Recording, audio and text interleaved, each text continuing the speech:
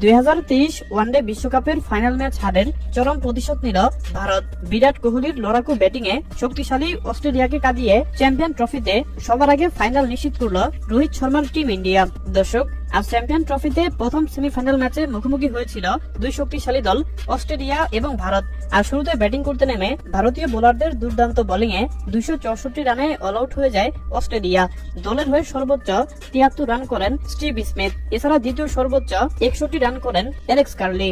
আর 265 রানের লক্ষ্য তাড়া করতে নেমে 43 রানের মধ্যেই 2 উইকেট হারিয়ে বসে টিম ইন্ডিয়া। এরপর এক প্রান্ত থেকে দুর্দান্ত ব্যাটিং করে দলকে জয়ের দিকে নিয়ে যান বিরাট কোহলি। এদিন হাফ সেঞ্চুরি করে সেঞ্চুরির দিকে আগাতে থাকেন বিরাট কোহলি, কিন্তু দুর্ভাগ্যবশত 84 রান করে সাজঘরে ফিরত যান ভারতীয় এই সেরা ব্যাটার। এরপর শেষের দিকে KL রাহুল এবং হার্দিক পান্ডিয়ার দুর্দান্ত ব্যাটিংয়ে 11 বল হাতে রেখেই 4 উইকেটের দুর্দান্ত জয় তুলে নিয়ে অস্ট্রেলিয়াকে কাঁদিয়ে চ্যাম্পিয়ন ট্রফিতে ফাইনালে উঠে যায় টিম ইন্ডিয়া। হ্যাঁ দর্শক, আপনাদের কি বলছি, আপনাদের কি মনে হয় শেষ পর্যন্ত চ্যাম্পিয়ন ট্রফিতে কোন দল শিরোপা জিতবে বলে আপনি মনে করেন? জানিয়ে দিন আপনাদের গুরুত্বপূর্ণ মতামত আমাদের কমেন্ট বক্সে। ধন্যবাদ।